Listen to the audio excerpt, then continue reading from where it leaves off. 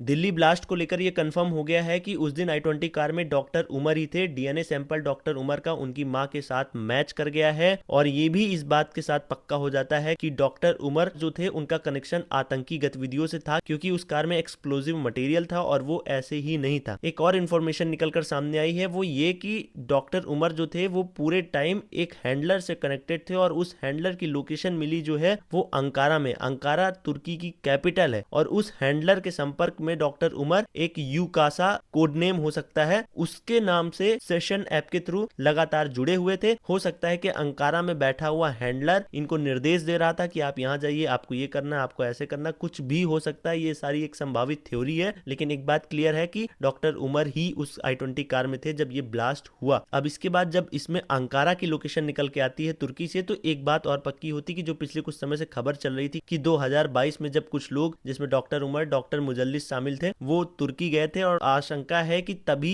ये लोग जैशे मोहम्मद से जुड़े थे, जिसके बाद इनको समय समय पर निर्देश बाहर से दिए जा रहे थे कि आपको क्या करना है क्या नहीं। तो हो सकता है वो इसी का पार्ट था, लेकिन गिरफ्तारियां हुई कुछ और उसके बाद क्या डॉक्टर उमर को निर्देश दिया गया कि आप जहां वहीं पर आप इस धमाके को अंजाम दीजिए, या फिर पैनिक में डॉक्टर उमर से ब्लास्ट हुआ, ये जांच का विषय है। जांच एजेंसी आगे बताएंगी अपडेट। बाकी फिलहाल का अपडेट यही है कि डॉक्टर उमर की कंफर्म डेथ हो चुकी है।